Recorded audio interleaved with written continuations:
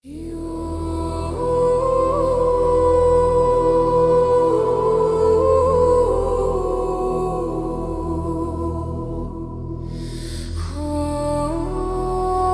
ever noticed something lately? Everybody seems to know a narcissist. Whether it be your ex is a narcissist, your boss is a narcissist, maybe your neighbor is a narcissist, your mother-in-law is a narcissist. Social media has turned that word into one of the most overused words on the planet right now. But here's the question. Do you actually know what it means? Or have we just started calling everyone who hurts us a narcissist? So today I want to strip away all the psychology books, all the fancy words, and explain narcissistic behavior the way most of us can actually understand it.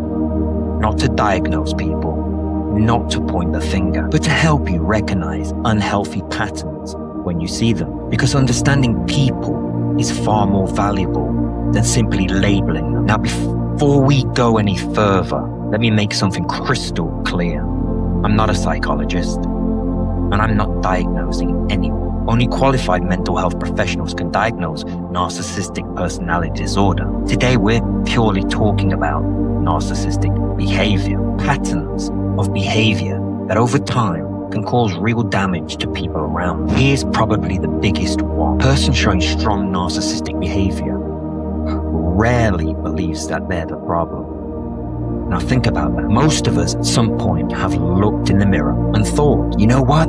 I messed up. We've all done it. We've all apologized. We've all regretted something we've said. We've all wished we could take something back. That's just called being a human.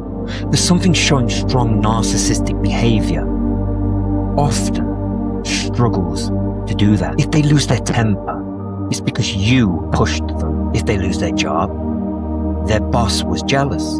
And if a friendship ends, everyone betrayed them. Now, if they make a mistake, there's always an excuse. There's always someone else to blame. Because accepting responsibility would mean admitting they were imperfect, and that's incredibly difficult for them. Have you ever noticed someone who has a different story every time they talk to a person? They tell one version to you, another version to someone else, and somehow, in every single version, they come out looking like the victim. That's not bad luck. That's a pattern. Now here's something else I've noticed over the years. A narcissistic person doesn't just avoid taking responsibility. They often become the victim. So think about that. Have you ever met someone who could walk in a room, cause absolute chaos, fall out with everyone, start arguments, hurt those closest to them, and somehow, by the end of it, they're the ones everyone feels sorry for?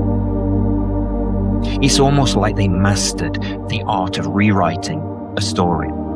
They don't tell the story as it happened. They tell the story in a way that protects them. Now, before anyone misunderstands me, I'm not saying everyone who sees themselves as victims is a narcissistic. Far from that. Some people generally are victims. Life can be incredibly unfair, but I'm talking about that person who is always a victim, no matter what happened, no matter who got hurt, no matter how much evidence is sitting right in front of them. The story somehow always comes back to, what about me? Here's another pattern.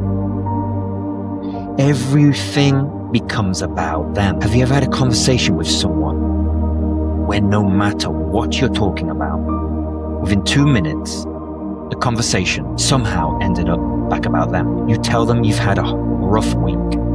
Now you're hearing about theirs. You tell them you've achieved something. Now they're telling you what they've achieved. You tell them someone in your family is really sick. Somehow they've got a bigger story. So you leave that conversation thinking, did they actually hear a single word I said? And that is exhausting, because friendships, families, workplaces, communities only work when people genuinely care about each other. Sometimes you talk, sometimes you listen, because sometimes you're the one needing support. Sometimes you're the one giving it. But when one person constantly needs to be the center of attention, everyone else slowly disappears into the background. Now here's another thing you notice. They don't like being challenged. I mean, most of us don't like criticism. But healthy people can usually calm down. So think about it. And then sometimes they'll, you know what? You're right and I'm wrong. I'm sorry for that.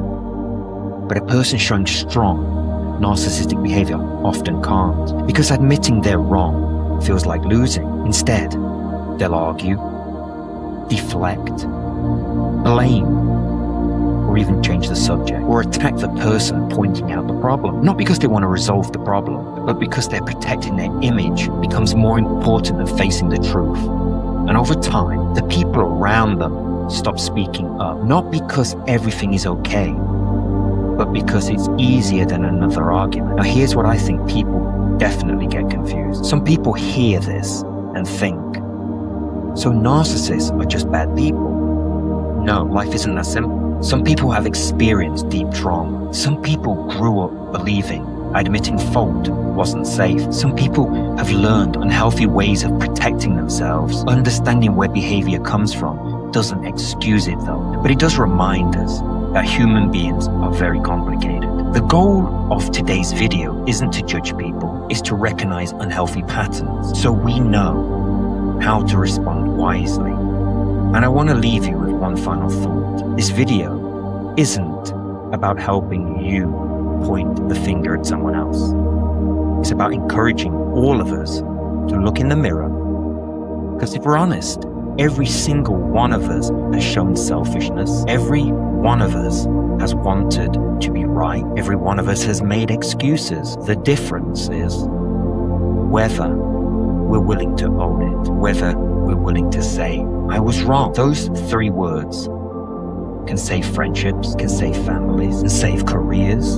And sometimes they can even save a life. So don't spend your life trying to diagnose everyone around you. Spend your life becoming someone who's humble enough to accept responsibility, wise enough to learn from your mistakes, and strong enough to admit when you're wrong. Because in the end, the strongest people aren't the ones who always have to be right. They're the ones who have the courage to grow. So God bless, stay humble, and it's okay to walk alone. And I'll see you on the next one.